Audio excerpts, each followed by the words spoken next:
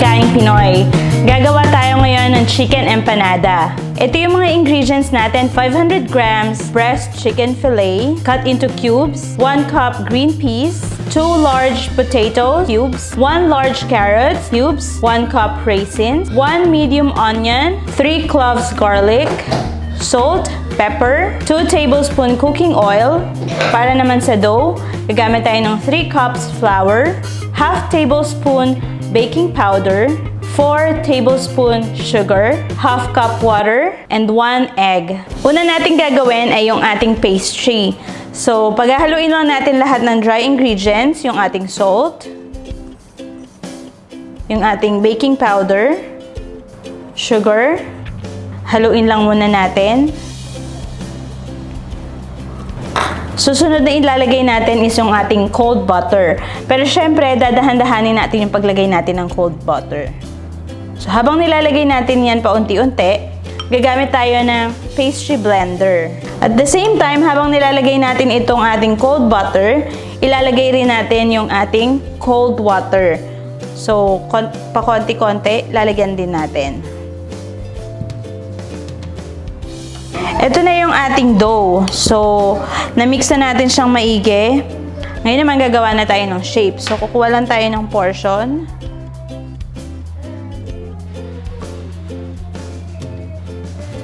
Tapos, bibilugin natin. Ito. So, bilog na siya. Ilagay natin siya sa isang tray. Gagawin lang natin itong procedure na to hanggang maubos natin itong ating dough.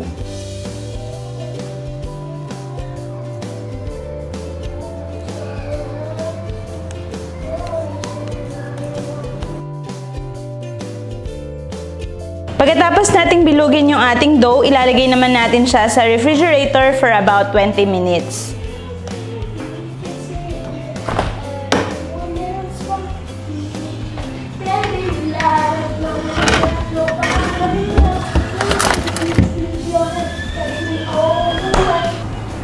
Susunod naman, gagawin na natin yung ating filling. So, buksan natin yung apoy. Kapag mainit na yung ating kawali, ilagay na natin yung cooking oil.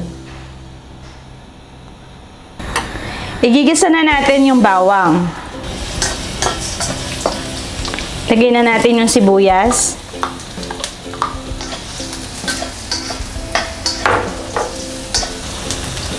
Hayaan lang nating maluto ito hanggang sa lumambot yung sibuyas. Next, ilagay na natin yung ating chicken breast.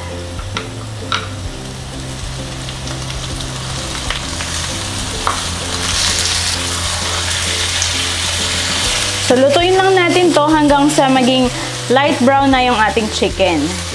Ilagay na natin yung ating carrots and yung potato. Haluin lang natin.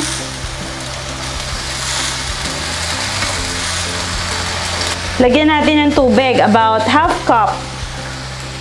Then, isi-simmer lang natin ito for about 5 minutes. Ilagay naman natin yung ating green peas and yung ating raisin. Haluin lang natin ulit. Lagyan natin ng salt and yung ating pepper.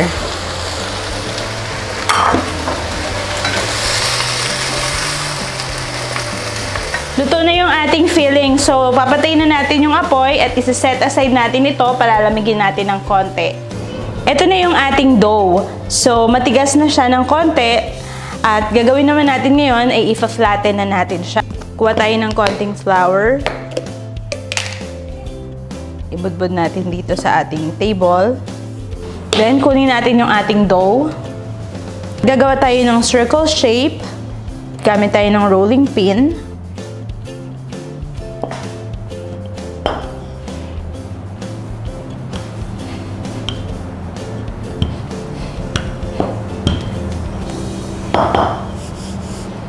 Okay.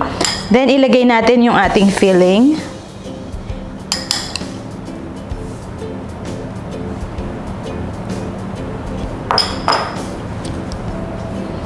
I-seal natin siya.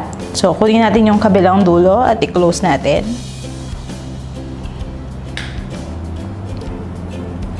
Now, para sa final sealing, ganito yung procedure na gagawin natin. Itutupoy natin yung dulo. Then, next. Ang susunod na dulo ulit.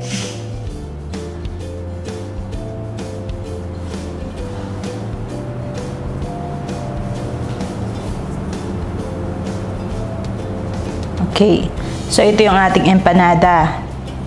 So, itatabi natin ito at gagawin natin itong procedure na to sa remaining na dough.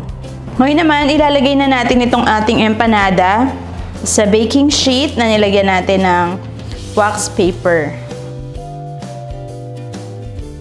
Ngayon naman, ito yung ating egg wash. So, ito yung egg white. Nilagyan natin ng konting tubig or pipapahira natin yung ibabaw ng ating empanada. So, gagawin din natin to sa kabilang side. So, ibaliktad lang natin. Okay, so ilalagay na natin ito sa ating oven. Preheat natin siya sa 200 degrees Celsius.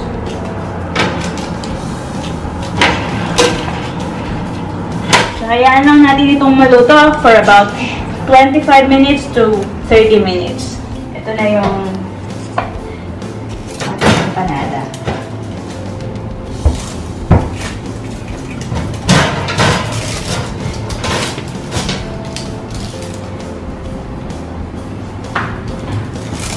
Ito na ang ating final product, ang chicken empanada. I hope natuto kayo sa ginawa natin ngayon. Thank you for watching. Please don't forget to share and subscribe for more upcoming recipes. See you next time. Bye!